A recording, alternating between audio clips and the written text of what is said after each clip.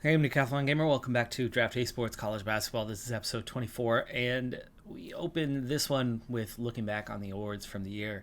And for the first time, we are actually in that mix, as I have won Coach of the Year with 27 wins this season, and then Darius Q has won the Defensive Player of the Year. Amazingly, nobody from the team has made it onto the first team all conference, but both Samuels and Q have made their way onto the all-team second team all-conference. Recruit class rankings had us right at the bottom because we had no recruits. Remember, the only one we had ended up not qualifying for the school. We are looking at promotion for us. So we have been promoted to Conference U along with Daytona Beach, Maryland, Eastern Shore, and Longwood. Replacing us in Conference V are San Jose State, High Point, Central Arkansas, and Florida Gulf Coast. Also joining us in Conference U, being relegated from above, is Montana State, Eastern Illinois, Poughkeepsie, and Easton. So those are the teams. That's at least 7 of the opposition teams. That's half the league right there, plus the mainstays from before. Ow. Ouch. You've got to be kidding me. Darius Q, who has no competition for his position, he's the best player in the league, has decided to transfer. Now, I would completely understand if he realized after being here for a year that he was the big man on campus and he had outgrown us. He was happy. There was no morale issues with Darius Q. There were with other players. But Q has left us. So, pick up and move on. I can't dwell on it. It ended up a one and done for Darius Q. And not even a one and done to the NBA, where he might have been a second round draft pick or something like that. He was a solid talent. No need to dwell on it. Shed a tear, wipe it away, and move on. And so this is what's left of our roster right now. It is bare bones. Holy crap.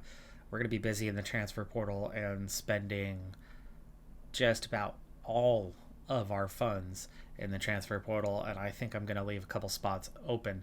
So we have Kala Katronis and Ken K. Geyer, so we have a couple of point guards for the year, and I've already seen both of them in action and can trust what they can do. Colin Peterson, I don't trust him to do much of anything. He might be better than our other two, but I think that's purely out of you've got to have a top line, you've got to have a bottom line, and they're the bottom line, and he's somewhere in between. But I think we have 4 players that can play right now. And that's it. And we need to build around that. So we have 2 point guards and we have 2 small forwards. Meaning we need a shooting guard. Peterson can back them up. And we need an entire replacement to our dominant post team from a year ago. Not just Samuel's graduating, but, somebody moving on as well. Whew, what a difference a year makes. I'm going to jump back over to the transfer portal in a second. I opened it up and was shocked at what I was seeing. I'll show you what that was in a moment, but here is the cause. Our team prestige has gone plus 10 by getting to the Sweet 16. Plus 10. From a 4 to a 14 now. It was a 3 initially, so in 4 years we had gone plus 1. Conference prestige also on the rise as we are out of the cellar and, onto the first step up the ladder. We got a long ways to go just to get out of the basement, but we are at least ascending here finally. That not only March Madness appearance, but making it to the Sweet 16 is huge for us, but we still have low prestige overall. But it is going to be enough to at least make some people aware of us, and that's something.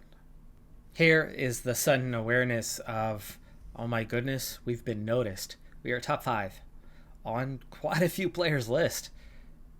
You got to scroll down quite a ways to get to players that we are top 10 on their list, and then we're low on everybody else. But we've had no problem signing whoever we want.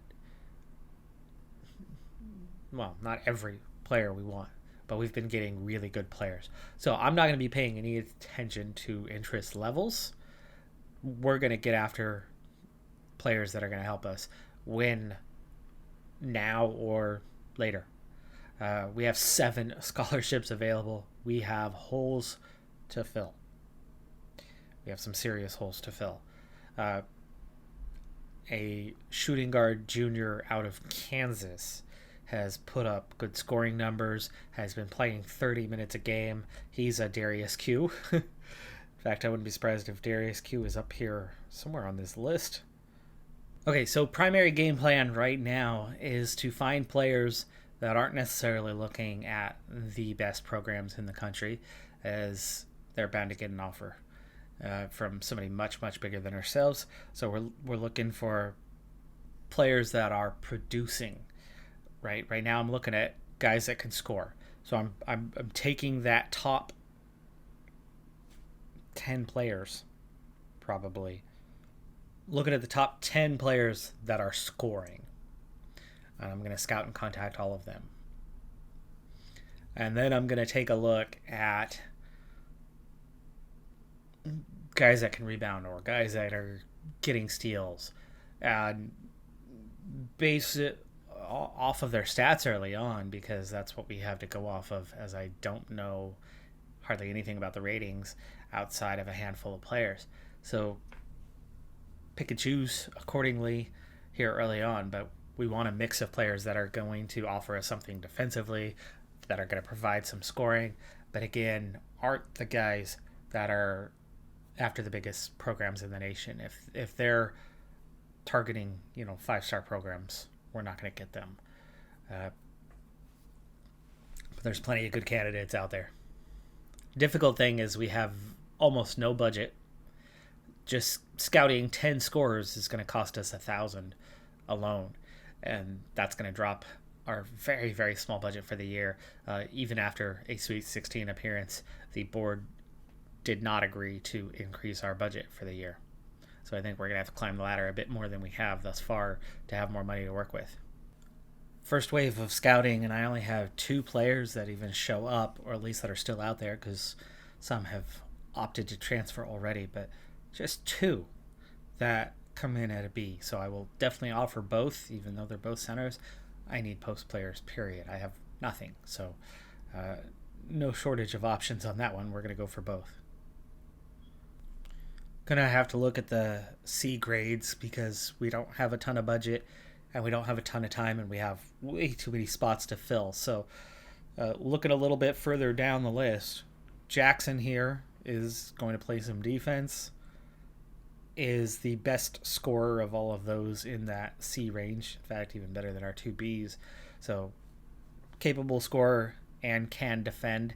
It looks like Henson is also going to be a strong option as the best defender here. Looks like we have a shooting guard up here that's going to defend well. I think we're probably going to offer each of those 3 starting out. We'll see how they actually compare and everything else. Well, he could shoot, so yes. There's our next 3 candidates.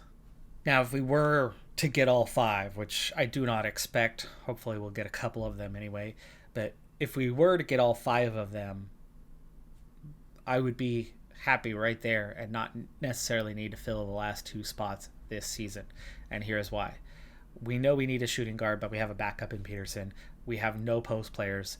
Even though it's 3 centers and a power forward, it's easy to pick the 2 best, make them your starters, and the 2 backups, and that's your 2 backups. You have 2 at each position. That's good. Walk-ons can fill in the other roles and not even be necessary. I mean, that gives us, we have 4 playable players right now, plus a backup. This would give us that 10-man roster that gives you, 2 deep at every position. And that would be perfectly okay heading into the next season.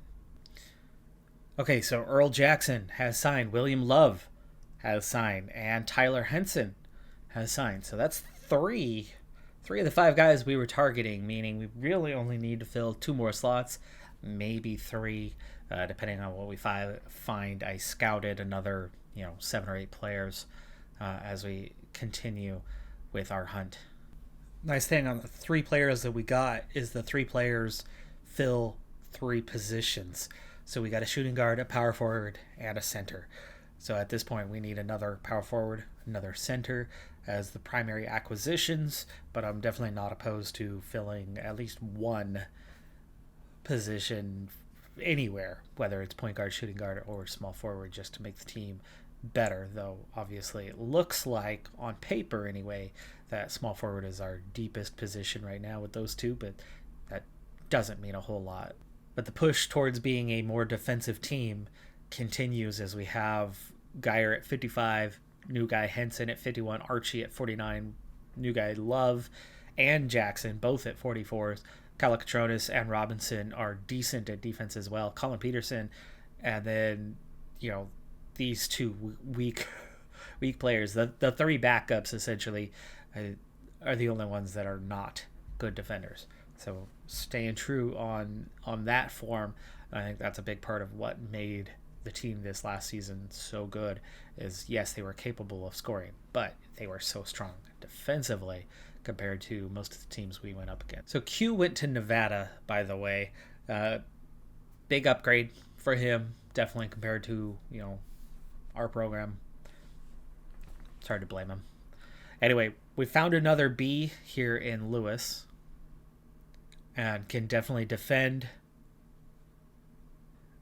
Not a great player by any stretch of the imagination, but he's got a good inside shot. He has got a great outside shot, and he's a good scorer, a 34. So, and he has no massive weaknesses. So for us, this would be a pretty good grab. So we're obviously going to offer scholarship there. At the moment, I have 4 C's to take a look at. See if any of them are worth offering. Got a point guard that can handle, but he's not good defensively. There's only really one candidate I'd say here, because at a minimum, I want guys who can play defense. So Mason, not a good free throw shooter. He'll score some. I think we might offer him. He's athletic. He's got a little bit of everything. He'll steal the ball a little bit. He can play some D. Would be an upgrade, I think, compared to Peterson anyway. In that last round, not a single player that we went after has agreed to join us, so we are still where we were, meaning we need both post positions and then just kind of potentially one somewhere, anywhere else. But the field is starting to wear thin. The 3 we've gotten are good, but after this, I don't think we're going to get the best of players right now. With that in mind, organizing by defense, because I think that's going to help us the most, right? Organizing by defense, there are a couple options here, a handful of options here near the top, guys that can defend. Now, if we're dropping in caliber in terms of quality, I think looking at seniors might be a good option. Guys that are going to come in and help us this season, but then be gone. And we don't have to stick with them being less than stellar for multiple years and filling slots for us when we know we've got to get somebody at the moment, but we don't necessarily want to, keep the player around long term. So, yeah, seniors are definitely a good option on this list, but there's really only 2 here at the top. So they're both shooting guards. I'll offer to one of them, certainly not both. But then maybe the power forward here, decent shot, not a great scorer, really not too great at anything except for defense. It'd be nice if he was rebounding a bit better than that, but at our level, he won't be beaten easily, and he'll definitely be tough to score on. So coming off the bench compared to the other guy, at least would be a tolerable option. So we're going to offer him. And then here's another one of those go after the best senior you can find situations. We have C grade senior center who has a pretty good shot, but isn't going to score terribly often. But he's not going to turn the ball over much. He's going to at least get a decent share of rebounds and be tolerable defensively, but he's going to get some blocks. So the defense is a mixed bag. They're going to be able to score on him a little bit, but he'll block occasionally and he'll at least get the rebounds. Very much backup center, not high quality, but better than my other options.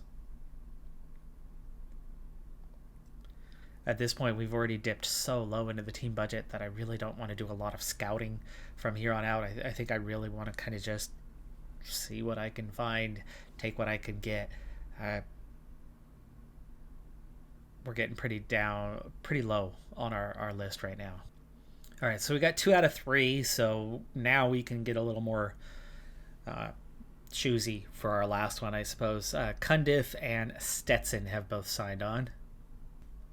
And that's the 2 additional post players. So we now have the 4 post players with a couple young, weak backups behind them, which means now it's that one more position anywhere. Theoretically, we're looking at a shooting guard for that one as an upgrade to Peterson.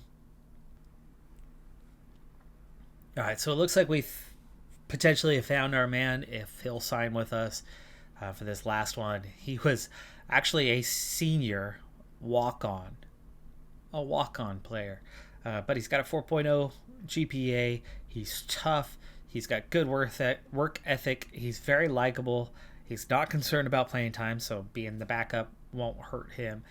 2-star current ability, senior player, which was something I was looking at on this one. Good outside shot. Ball handling is good enough where he's not going to be committing turnovers, and he's got a high enough defensive ability to definitely be an upgrade compared to Peterson. Okay, and here is the new look roster, and of course we are now entering the season, so we're already seeing some upgrades to where these guys are rated. Bottom end is our walk-ons. We have 3 walk-ons at the bottom end, and then with that, Colin Peterson, now reevaluated, not as a 2-star, but as a 1.5-star. Saw that one coming. Myron Hammond, though, has made progress from last season, but the redshirt freshman is still nowhere near good enough. This, outside of Darius Q, was the last recruit that we actually brought in. This is the level of quality that we're able to recruit right now. We got to keep hammering away to get good at recruiting, but we'll keep working in the meantime. So Stetson, Jackson, Wright, not great, but we did get Wright. So that last one that I was showing you a moment ago, we got him. Not great, but guys that can defend, play a bit. They're here as backups. 2 out of 3 are seniors, and that was intentional so that we would be one and done with those guys as they are filling gaps. I would very much rather still have a Darius Q than have Jackson and Stetson in our midst, but we get what we get, and that's what we deal with. I still think this is a team that could potentially keep on rolling. We're not going to roll into the Sweet 16 with Samuels and Q gone, but I think there is enough talent here that we could potentially still be rolling through Conference U. We've only moved up 1 tier. We didn't jump to the middle levels where we would struggle with a team that I don't think is going to be as good as what last year's team was. We had way too many spots to fill, and I don't think we necessarily filled them as well this year than we have in past seasons. Though, we didn't find any weak guys. We just got guys that, are, okay. But here's the main thing for me, and this is why I think we're going to be pretty good. With the new look ratings, Geyer is a 60 on defense. That is now the best defensive player we've ever had on our roster at any stage in time in now entering season 5. Henson is a 51, a 49 for Archie, Jackson, Stetson, Love, all 40 pluses. We only had a couple guys on the roster last year that were 40 pluses. We only had about 4 to 5 good defenders on the team. The rest of the team was all 20s and low 30s. Now we're looking at, here's your 20s and low 30s is well down as your back end backups. We do have a couple players in Peterson and Hammond, plus our walk-ons that are not defenders. Cundiff apparently was not as good defensively as we thought, but that was one player who we get him in and get a better look at and go, oh. But that was also one of our seniors. I look at where we have the seniors. A lot of the seniors are down here, one and dones, backups. We do have few guys up here. We're going to be doing a lot of replacing again next season. That transfer portal we're going to stay busy with. But in the short term, I think for us, this is that way to go. Getting Geyer in last year and Archie, and you're seeing guys that were worth it to get and hang on to and keep as backups. And if we had this plus Darius Q, which there was that one more scholarship, so if we still had Darius Q,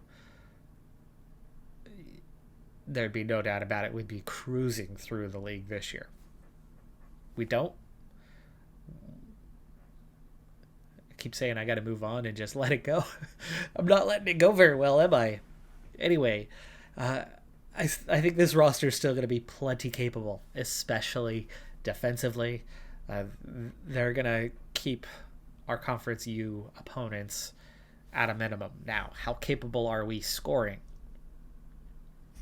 Geyer, Jackson, Wright, I'd say anybody from about 24 or 22 and up are going to have a similar volume of shot. So how capable are these guys? Geyer's not going to be a great shooter. Good shot here on these two outside. Henson's going to be a decent shot inside. Stetson's going to score well. Cundiff is not going to have a high volume, but he's going to have a good inside shot. How is his offensive rebound? That was anybody's offense. Not great. No standouts on rebounding. But they're not awful, right? Myron Hammond is awful. The guys that are actually going to play, they're going to compete against the guys at our level for rebounds. I don't think we're going to dominate anybody in the rebounding department with those kind of numbers. But I don't think we're necessarily going to get dominated except by the much higher level teams. So I don't think we're going to have the kind of record we had a year ago. We're not going to get 27 wins by any means. But could we get 20? I think we'll have 15 plus. I don't know if we'll have 20 plus. I think that part of that will depend on how good we are compared to Conference U. Athleticism. Robinson, the only one who's really not athletic. Earl Jackson's not very athletic. But the intelligence is okay. Earl Jackson's going to draw a lot of fouls, but he's a terrible free throw shooter. Henson, same issue. Stetson is somebody you want to be fouled. He's going to draw a lot of fouls and will actually convert those free throws. Steal numbers are better. Some of these guys are going to get some blocks, but I don't think as a team we're going to get too many. There's really only 2 or 3 guys that are that have decent enough numbers. Well, really these 25 to 35s are going to get some. But all in all, we're going to be a team that's tough to score on across the board. So we have an identity, we have a strength as a unit, and that's going to start playing to our advantage. We're going to see that opposition points per game drop a lot from where it's been in past seasons. And the things that I want to do, our foundation now exists. It's there. It's the other stuff.